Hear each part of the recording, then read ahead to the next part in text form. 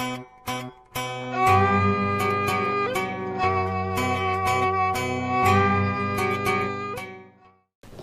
kembali lagi di channel Satu, dua, tiga. Kembali lagi di channel kita. Ada jeda tuh goblok. Asia Russo. Jadi Mana-mana. Tilo. Iya, kenapa? Jadi sok we, teruskan. Nggak capek. Kembali lagi di channel kita Kongres Ngawangkong Teberes-beres ya. Bagi orang-orang yang tidak mengerti bahasa Sunda, itu artinya adalah obrolan yang tidak ada beresnya gitu.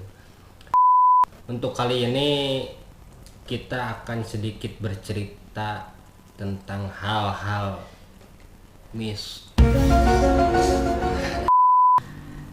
someday saat saya menjelang dewasa itu saya tuh sering ngalamin hal-hal kayak ngelihat hal-hal yang kayak apa ya, kalau kata orang zaman sekarang tuh mungkin penampakan gitu ya, cuman nggak terlalu dihiraukan. Pertama karena saya nggak percaya, kedua tuh kalau saya lebih kayak berpikirnya oh itu mah cuma halusinasi, mungkin karena saya takut atau apa jadi terbayang gitu.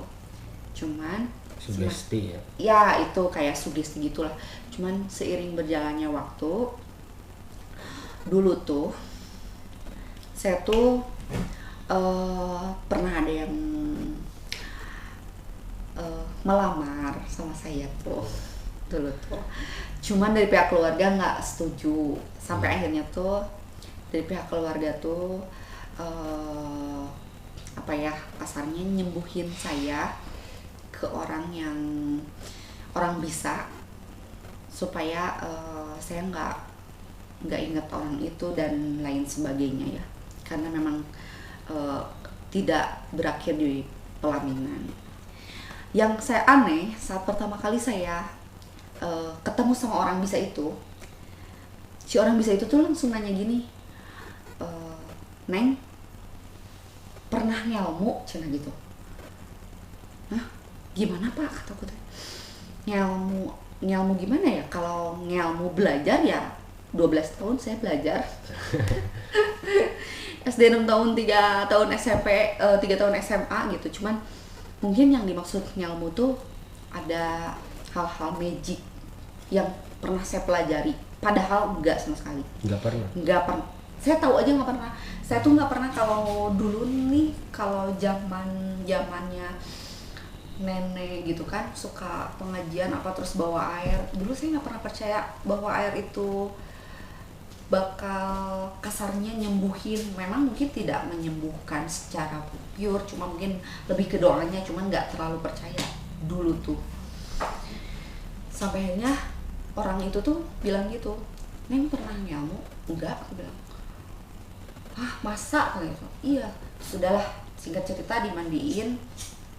Pastilah orang-orang yang di luar sana yang pernah ngalamin ini pasti ritualnya tuh dimandiin terus minum air putih kayak gitu. Udah selesai, udah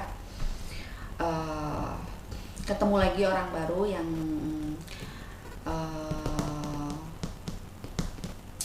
akhirnya saya menjadi istrinya.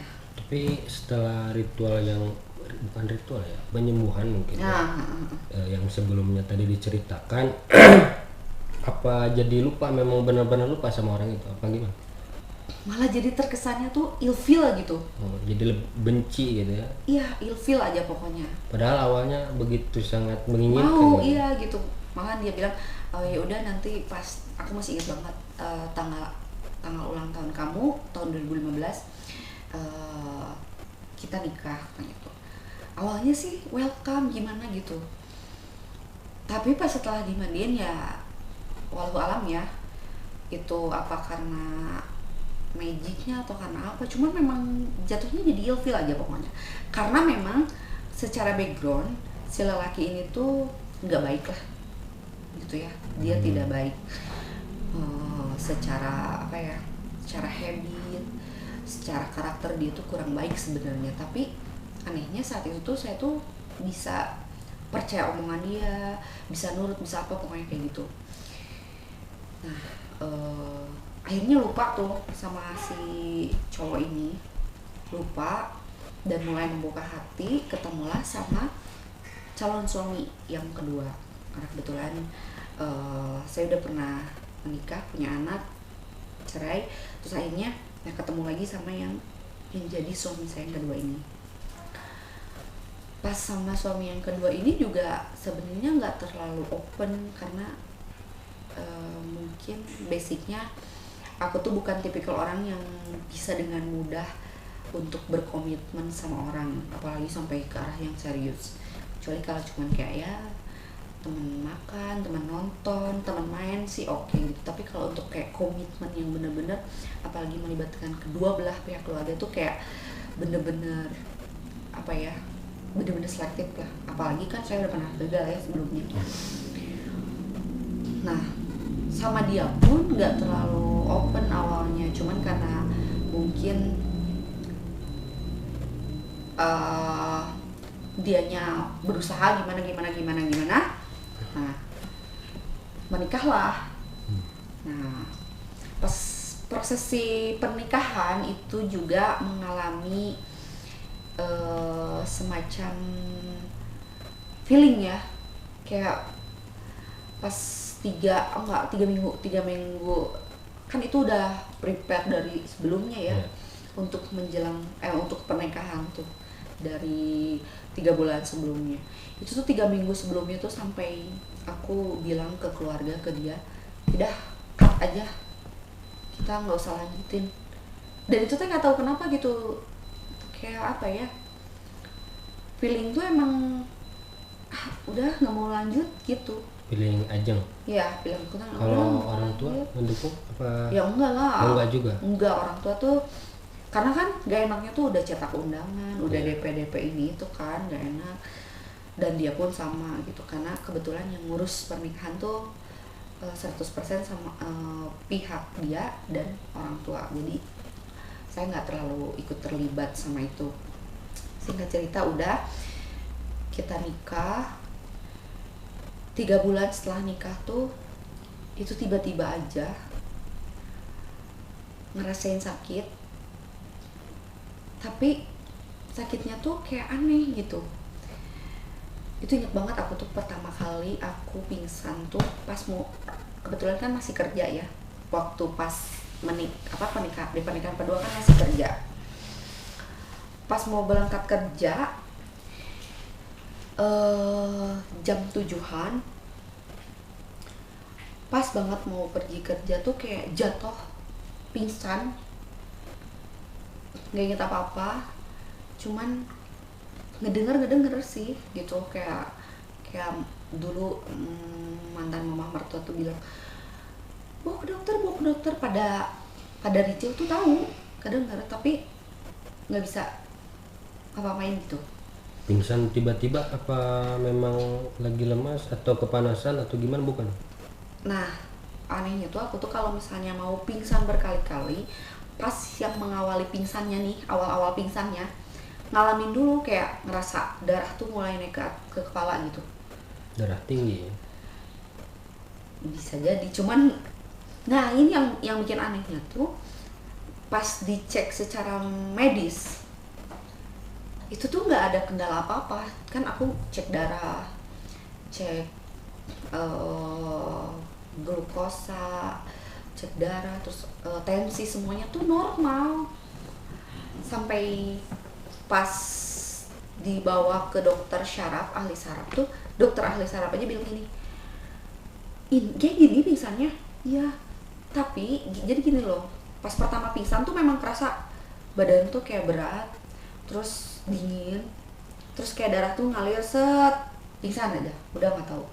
Tapi setelah pingsan kedua, ketiga, keempat, kelima dan seterusnya, itu nggak pernah ngerasain kayak gitu. Jadi tiba-tiba aja, misalnya berdiri tiba-tiba blek, nggak ngerasain dulu pusing, nggak ngerasain apa. Jadi kalau yang pertama itu kalau darah itu tapi naik, kalau langsung pingsan gitu. Iya, karena yang bikin aneh itu sehari itu aku bisa sampai 48 kali pingsan. 48 kali pingsan, kebayang nggak? Dalam sehari? Dalam sehari. Itu tuh ada kayak misalnya gerak dikit aja apapun pergerakan tubuh aku pasti bakal jadi pingsan. Sampai akhirnya karena kondisi yang kayak gitu, aku nggak oh my god,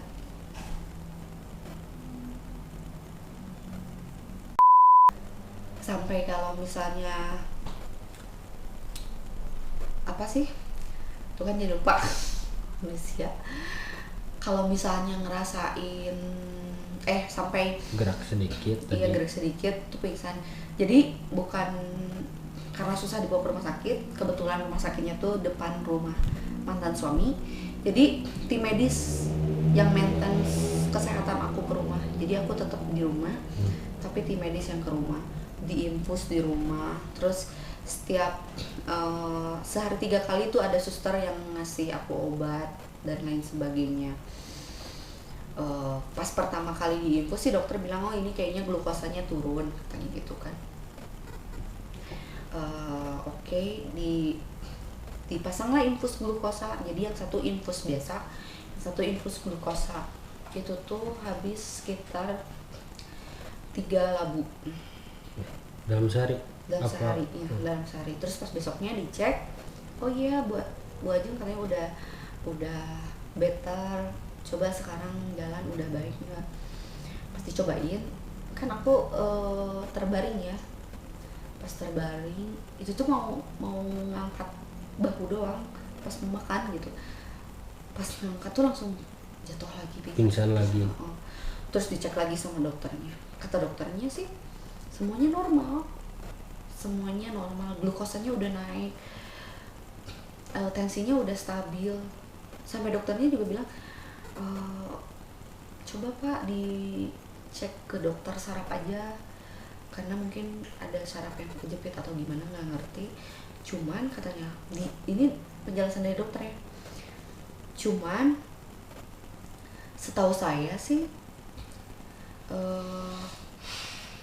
gak pernah ada pasien sekalipun yang gangguan saraf sampai pingsan berkali-kali. Kayak ya aneh juga dokter juga gitu, sampai akhirnya ambil ke dokter saraf juga kayak gitu. Dokter saraf juga bilang ya ada oh kok gini ya, dokter sarafnya juga aneh gitu. Sampai akhirnya orang tua lah yang handover pengobatan aku melalui jalan pengobatan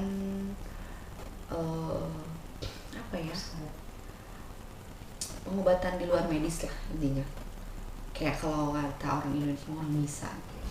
Dan itu pun gak satu orang, kayak berkali-kali gitu orang bisa tuh dipanggil dan gak ada perubahan apapun. Tapi aku nggak pernah ngerasa sakit. Makan oke, minum obat oke. Terus kalau orang selintas lihat tuh nggak ada pucat apa gimana, enggak, malah berat badan naik karena mungkin nggak ada aktivitas ya. Saya bener-bener bed rest. Itu pun nggak buat makan aja itu bisa pingsan. Jadi sebelum makan bisa pingsan. Jadi enggak juga. Semisal ada pergerakan sedikit pun itu bisa membuat pingsan lagi ya? Ya itu. Nah, yang bikin saya akhirnya percaya dengan hal-hal di luar nalar itu ketika ada salah satu ustadz yang ngobatin. Itu tepatnya pukul 12 malam ya, 12 malam kalau nggak salah, pokoknya tengah malam. Ustadznya datang ke sini karena kan memang aku nggak bisa kemana-mana ya, karena khawatir lah, udah maksudnya akunya nggak bisa ngapain gitu. Jadinya ustadznya ke sini. Di sini tuh kebetulan masih banyak teman adik-adik aku, jadi nungguin. Karena kan kayak apa ya, kalau dibilang kesurupan mungkin, cuman aku sadar aku kayak kalau misalnya kayak teriak-teriak atau apa gitu, aku sadar tapi kayak lost control gitu, nggak bisa ngontrol diri sendiri.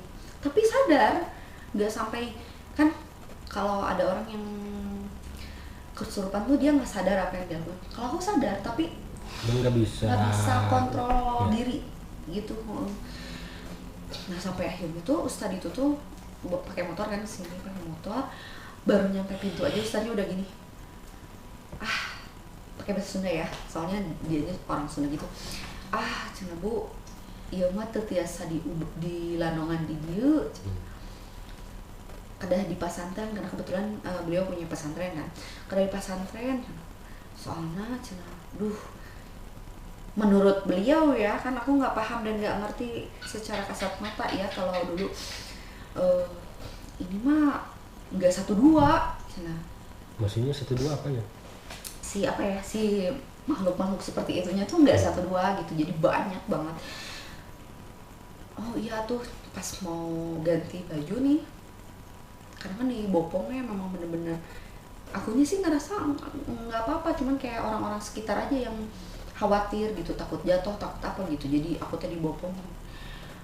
Pas aku mau ganti baju, aku jatuh pingsan. Dan kebayang gak sih di depan rumah aku tuh ada beberapa motor, ada motor aku, ada motor Babe, ada motor adek aku, ada motornya teman-teman adek aku karena banyak ya. Dan posisi motor Ustad itu tuh ada di tengah, tapi yang jatuh cuman motor Ustad itu. Nggak ada orang yang misalkan yang ke situ ataupun gimana, tapi Nggak tiba-tiba ada, memang ada karena semua orang tuh semuanya berpusat di rumah. Aku di kamar, ganti baju aku di kamar, orang-orang di rumah. Di sini tuh di depan rumah tuh bener-bener cuma motor, nggak ada orang, nggak kucing pun nggak ada pokoknya. Itu juga kayak, nah ini yang akhirnya membukakan aku bahwa oh iya, bahwa hal-hal magic seperti itu tuh memang ada gitu, yang awalnya aku nggak percaya pun akhirnya percaya karena memang ngalamin sendiri. Mungkin lebih, kalau aku sih hikmahnya mungkin akunya takabur dulu gitu ya, nggak percaya hal-hal seperti itu. Pernah ada omongan juga, toh aku nggak pernah ngalamin jadi aku nggak percaya gitu, sampai akhirnya ya ngalamin lah seperti ini. Udah akhirnya dibawa lah ya, singkat cerita dibawa, diobatin, tapi akhirnya nggak sembuh juga. Sembuhnya tuh cuman kayak misalnya sehari pingsan 52 kali, setelah diobatin sama Ustadz itu pingsannya jadi 30 kali. Jadi cuman berkurang durasi pingsannya, tapi nggak bener-bener sehat gitu, masih tetap pingsan gitu. Udah setelah pengobatan itu, 3 hari setelah pengobatan itu, Ustadz itu nggak nelfon sih, nge-WA. Aku masih ingat nge-WA. Dia bilang dia sakit. Ustadz yang pernah dia ngobatin ngobatin aku tuh sakit. yang sampai, motornya jatuh juga ya? Katanya Neng sampai muntah darah. Ustadz itu. Dari situ udah lost contact. Ada lagi pokoknya berbagai macam ahli-ahli spiritual tuh didatengin, karena kan mungkin kalau orang tua kayak khawatir ya, keadaannya kayak gini, dibilang sakit enggak, tapi aku tuh udah sempat ngerasain kayak dibacain Yasin sama seluruh keluarga. Dan aku udah, kalau kayak ngeliat orang tua nangis gitu ya, ibu, nenek gitu pada nangis tuh, aku tuh bukan jadi terharu, tapi malah jadi kesel. Kenapa sih harus ditangisin gitu? Dalam diri aku tuh ngapain ditangisin? Udah, kalaupun misalnya memang aku tuh emang udah pasrah gitu ya, kalaupun memang harus kasarnya harus selesai dengan cara seperti ini, ya udah, gimana lagi ya? Gitu udah ada di posisi itu gitu. Sampai akhirnya adalah satu ahli penyaran katanya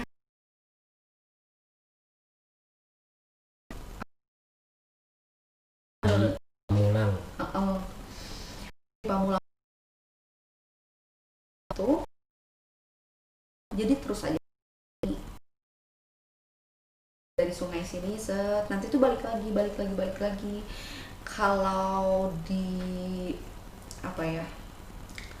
disilokakan gitu ya, itu tuh katanya buat ngebalikin semua yang nyerang ke aku, fungsi air itu gitu. Terus dan airnya pun kan biasa kalau air doa tuh kayak sebotol aqua gitu atau nggak segelas, itu nggak cuma sesendok bener-bener sesendok. Tapi itu nemu air itu di mana? Ya Ada lah. alhamdulillahnya ada lah, pokoknya ada yang ngasih ini air Pamulang kayak itu. Udah cuma minum sesendok nih, pas udah diminum itu tuh langsung kayak apa ya, kayak dapat langsung khasiatnya tuh hari itu juga. Jadi beberapa detik setelah minum air itu tuh tiba-tiba ya ulu hati aku kayak ada yang nusuk gitu, dan itu kerasa banget nusuk sampai nggak bisa ngomong, nggak bisa, padahal kita lagi ngobrol di situ, ada ibu, ada teman aku tuh ngobrol, ini teh katanya tuh cai Pamulang minum cuma sesendok, udah minum sesendok, udah lagi ngobrol tiba-tiba dek, udah nggak bisa ngomong apa-apa, cuman emang kerasa apa sakit di ulu hati. Dan pas dipegang itu kerasa banget kayak ada semacam nggak tahu ular, nggak tahu belut, nggak tahu apa, itu kerasa. Karena kan aku dulu pernah piara ular, jadi tahu ular tuh kalau misalnya kena kain tuh pasti gesrek-gesrek gini. Kenapa sih itu teh? Gimana? Kena kulitnya. Oh iya. Kan gitu kan, suka gitu, apa sih, pokoknya kerasa aja, licinnya tuh kerasa banget itu tuh. Kayak ada ular di perut gitu tuh gimana? Jadi kan kayak pas pertama minum tuh langsung kayak ada yang nusukin, nggak tau lah jenisnya apa, pokoknya ada yang kayak ketusuk, terus di itu tuh kayak keluar gitu, si ular itu tuh kayak keluar, sampai aku tuh pikir gitu ya, itu usus gitu, tapi nggak mungkin ya usus di tengah-tengah apa sih tulang rusuk ya. Sampai bertanya-tanya sampai akhirnya tuh kayak mau ngambil si ular itu, cuman keburu akunya pingsan. Tapi memang yang keluar betul-betul ular apa gimana? Nggak berwujud, Enggak, tapi yang dirasain memang cuman yang kayak dan kepegang sama tangan aku tuh emang ular itu tuh segini lah ada, cuman apa sih, si diameternya tuh emang agak gede kayaknya. Itu tuh keluar, pingsan. Aku kan biasanya pingsan tuh sebentar-sebentar. Boleh ditanyain sama orang-orang yang pernah nengokin aku, pernah ngobatin aku.